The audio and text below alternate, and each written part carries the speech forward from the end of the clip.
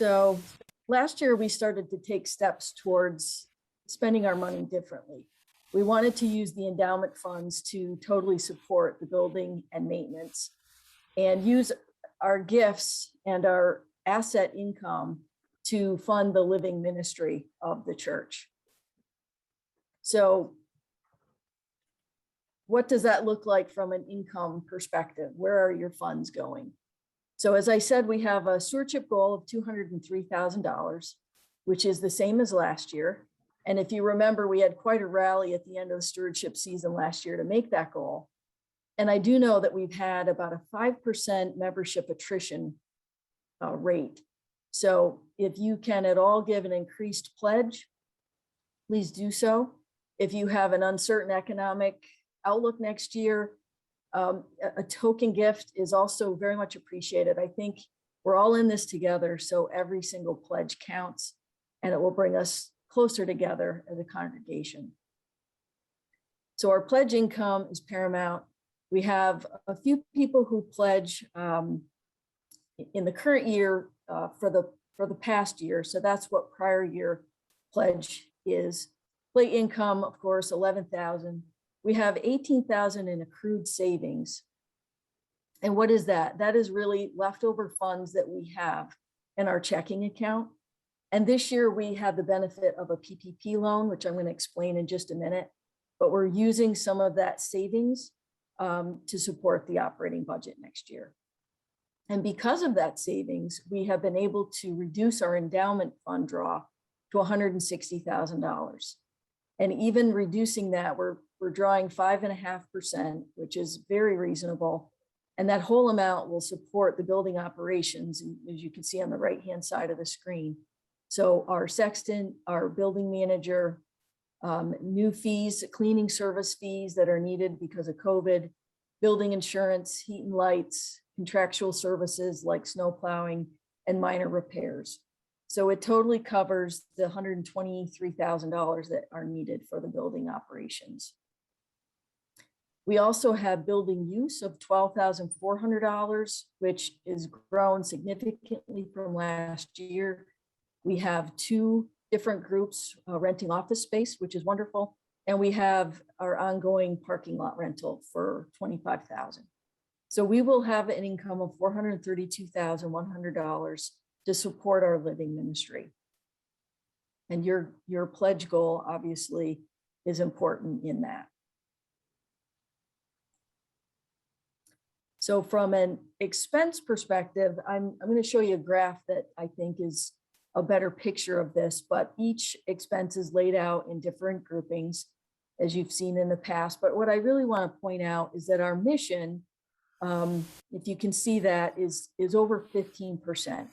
So we look at our pledge income and the asset income that we have, and the mission portion of the budget is 15%.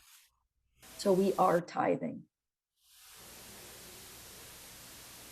And I mentioned PPP. We've used that term throughout the year. PPP is a loan given and supported by the Small Business Administration. We had to go to our own bank to obtain it. And the purpose of it is to incentivize small businesses and churches to keep their workers on full salary, if possible, throughout the COVID pandemic. And so we applied for the loan, and the loan is forgiven if you meet certain criteria, which we did meet. So our loan this past year was $56,000. It has been spent on salaries. And it took a lot of work by a lot of people to get all the paperwork together to obtain that and get the loan forgiven. So thank you to all those who participated. But that enabled us to save more in our checking account, and that's what we were kind of calling accrued savings.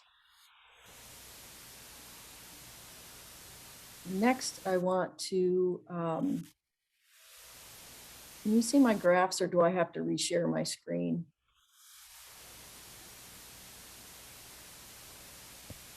You have to reshare it.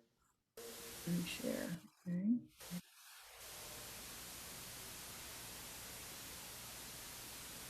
Thank you for that. So from a budget expense perspective, I think this is an easier picture to read.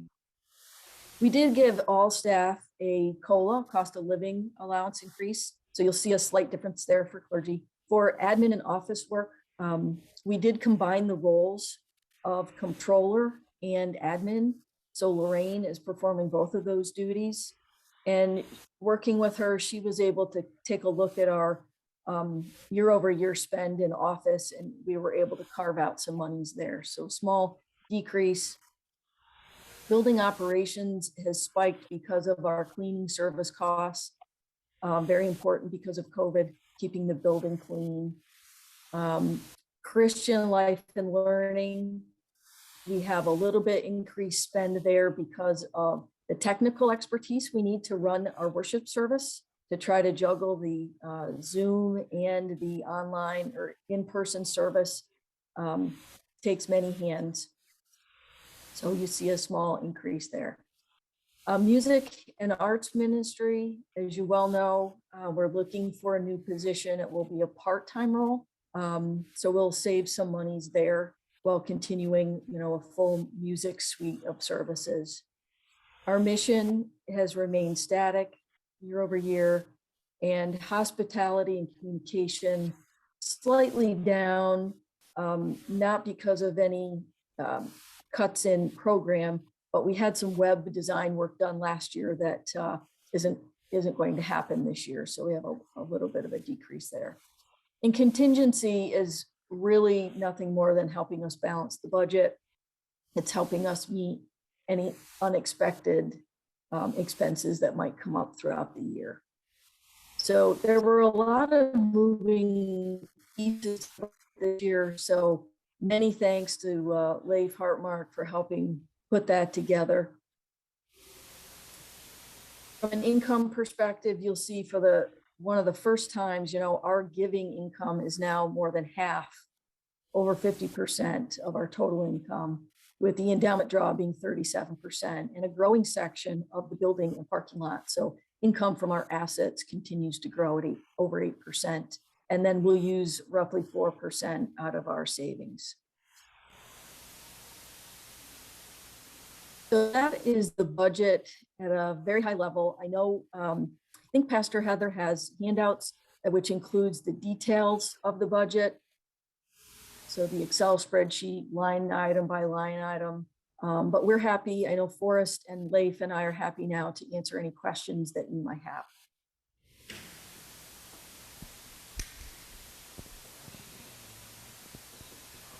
Who has a question? I just asked Forrest if they're all online, so that we can access them on the website. Kelly, Paul's wondering if your PowerPoint could get put online. Sure. I think, in general, I think probably what we'd most like to do is share it with anybody who's interested. We tend not to put our full church budget up online. There's some things that maybe people would feel slightly, I don't know, some people's income is posted in there, so. But yeah, this, and Kelly's right, there are handouts for this, but I think they might be downstairs. I gotta look for them. Other questions?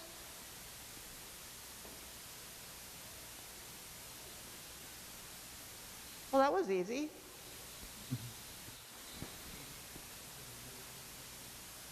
Well, I saw you passing out pledge cards, so if people need them now, please take a moment, grab one to go home, and join me in filling it out today. Let's make Forrest really busy tomorrow counting pledges. I like that idea. This is the slogan for next year's campaign is let's make Forrest really busy. So.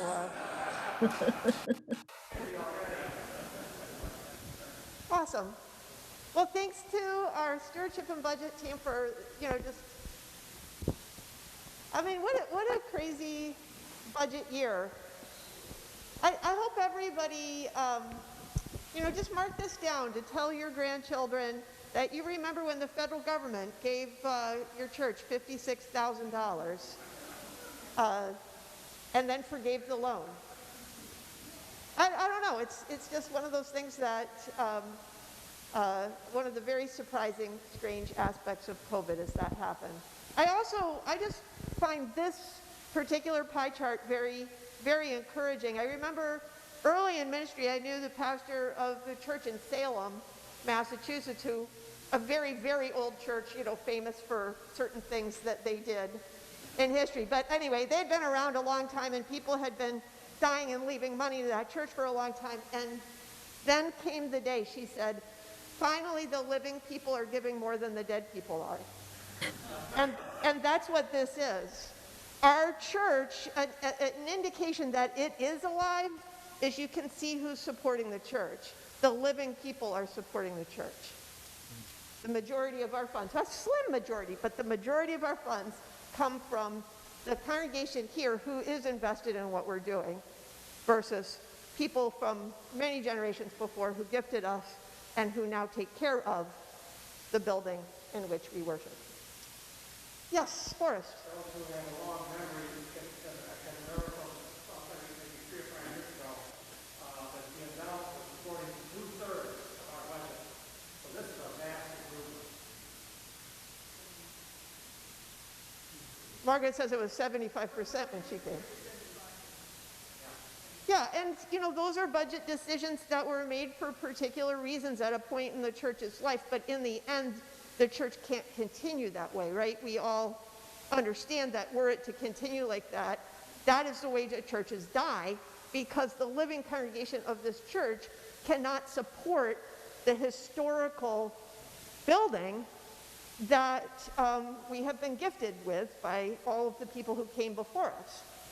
So luckily, they get to support this so that we invest in this living ministry.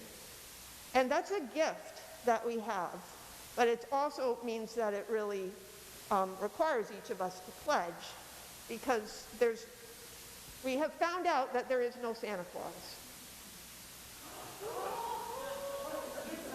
Oh, whoops, sorry.